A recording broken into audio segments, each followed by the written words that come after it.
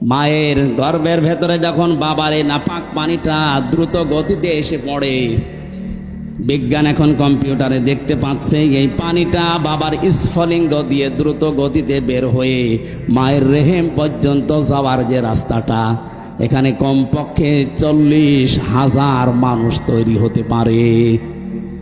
মায়ের জরায়ুর দেওয়ালের সাথে কেউ ধাক্কা লেগে বিভিন্ন কায়দায় পড়ে মরে মরে যায়, ওখানে যে পৌঁছায় শুধু হামজা একা। আমি পৌঁছানোর পরে 40 দিন এভাবে করে বিভিন্ন রূপ আমাকে আল্লাহ নিজে দান করেন। ওয়াজআলা লাকুমুস সামআ ওয়াল আবসারা ওয়াল আফইদা। সূরা নাহাল 14 নম্বর পারা 14 নম্বর পৃষ্ঠার 14 নম্বর লাইনের 78 নম্বর আয়াতের মাঝের অংশে আছে। আল্লাহ বলেন শ্রবণ শক্তি, দর্শন শক্তি, বাক